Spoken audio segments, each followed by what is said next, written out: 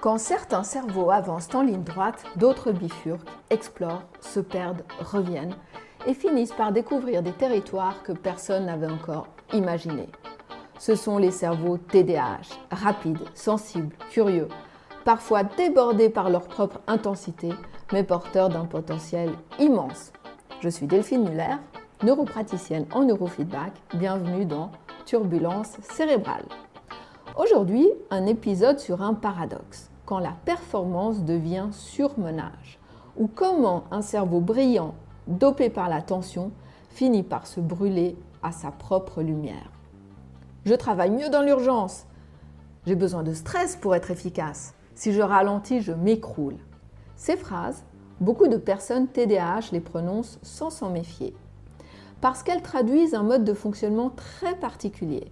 Un cerveau qui ne démarre vraiment que quand la tension monte. Mais ce qui ressemble à de la performance est souvent une illusion chimique d'efficacité. Le cerveau TDAH possède un système d'éveil différent. Quand le quotidien devient trop prévisible, trop stable, son niveau d'activation interne descend. Alors, le cerveau lui-même génère de la tension. Il crée une urgence, se met sous la pression, invente une contrainte. Tout cela pour retrouver un niveau d'éveil suffisant et se sentir à nouveau vivant. Ce stress artificiel stimule la dopamine et soudain, tout devient clair. Les idées, les priorités, l'énergie. Mais cette hyperactivation, si elle se prolonge, finit par épuiser le système nerveux. La performance et le surmenage ne sont pas deux états opposés. Ce sont deux phases d'un même cycle. D'abord, le cerveau s'allume, vif, précis, efficace. Puis, à force de rester allumé, il chauffe. Et quand la tension devient constante, la clarté se transforme en fatigue. Et ce qui est particulier, c'est qu'on ne s'en rend pas compte. Parce qu'à ce moment-là, le cerveau TDAH se sent enfin dans sa zone d'efficacité. Tout est fluide, rapide, intense. C'est l'hyperfocus. Plus rien d'autre n'existe que la tâche. Le cerveau entre alors dans un mode monocanal. Toute l'attention est concentrée sur un seul objectif et les signaux corporels passent à l'arrière-plan. Pendant ce temps, le corps, lui, continue de parler. Les épaules montent, la respiration devient courte, la mâchoire se serre, les mains se crispent. L'appétit s'efface, la soif aussi. Et au niveau du front, tout se fige, comme si toute l'énergie s'y concentrait.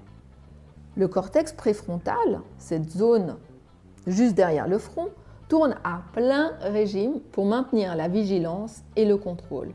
Le visage se bloque, le regard devient fixe. C'est un signe typique d'hyperactivation frontale.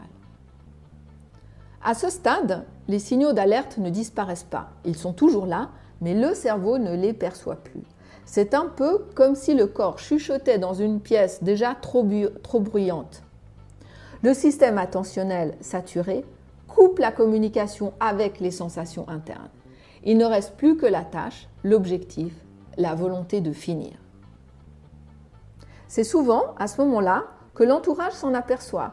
Un collègue, un conjoint, un ami dit « Tu n'as pas levé les yeux depuis ce matin » ou « Tu sembles ailleurs, tendu ». Et la réponse n'est pas « Mais non, tout va bien », c'est plutôt « C'est bon, j'ai presque fini, encore 5 minutes ». En réalité, ce presque fini peut durer des heures, parce que le cerveau, lui, ne sait plus où s'arrête la ligne d'arrivée. Progressivement, le surmenage s'installe. Les muscles restent tendus, même au repos, le sommeil devient agité, les réveils précoces. L'esprit reste en alerte, le corps, lui, s'épuise. On se sent allumé à l'intérieur, mais vidé physiquement. La tolérance diminue, l'irritabilité monte, les bruits, la lumière, les demandes deviennent insupportables. L'émotion s'aplatit. On ne ressent plus vraiment ni joie, ni curiosité, ni colère nette. Juste une neutralité étrange, comme si tout se déroulait derrière une vitre. Ce n'est pas de la froideur, ni de la dépression, c'est un épuisement dopaminergique. Le cerveau a brûlé son propre élan, il se met en mode économie, il réduit la motivation pour se protéger. Il fonctionne, mais sans relief. Le surmenage s'ancre d'abord dans le corps.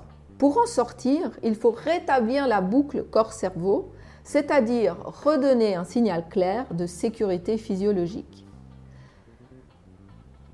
La première étape consiste à remettre le mouvement. Installer un minuteur toutes les 10 à 15 minutes et quand il sonne, s'arrêter, se lever, respirer profondément, relâcher les épaules, faire quelques pas, regarder au loin.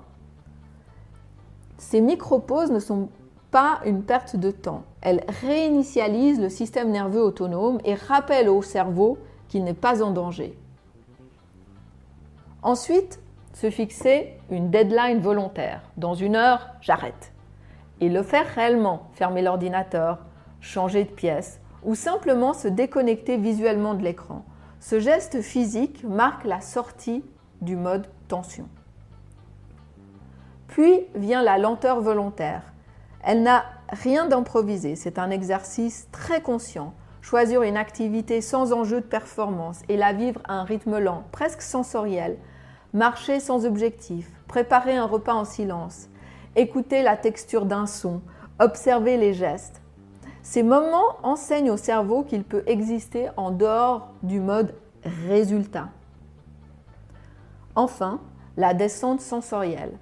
C'est la phase de retour à la sécurité interne. On baisse la lumière, on respire tranquillement, on réduit les stimulations visuelles et auditives, on peut se masser les tempes, poser une main sur la poitrine ou s'enrouler dans une couverture.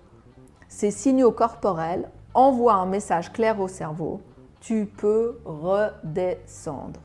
Petit à petit, les rythmes électriques se rééquilibrent et le système nerveux retrouve son amplitude naturelle. On croit souvent que le surmenage, c'est l'effondrement. Mais la limite arrive bien avant. C'est quand tout devient urgence. Quand chaque demande extérieure paraît intrusive, quand la moindre interruption déclenche une irritation immédiate. Ce n'est pas de la mauvaise humeur, c'est le signe d'un système saturé. Quand toute la concentration est mobilisée, chaque distraction est vécue comme une menace. Et si cela est difficile à repérer seul, on peut s'appuyer sur un proche, quelqu'un qui devienne le gardien du stop, celui qui rappelle calmement « si vous n'avez pas le temps de faire une pause, c'est peut-être justement que vous avez besoin de faire une pause ». Ce rappel extérieur agit comme un garde-fou, doux mais essentiel. Le surmenage du TDAH n'est pas un manque de volonté, c'est le résultat d'un cerveau qui n'a pas encore appris à percevoir sa propre satiété cognitive. La vraie performance, ce n'est pas d'aller plus vite, mais de savoir s'arrêter au bon moment, apprendre à se reposer. Ce n'est pas perdre du temps, c'est apprendre à durer et à protéger la clarté de son esprit. Un cerveau TDAH n'a pas besoin d'être corrigé. Il a besoin d'être compris et piloté avec intelligence, humour et bienveillance. À très vite. Et d'ici là, gardez votre grain de folie. C'est souvent là que le génie se cache.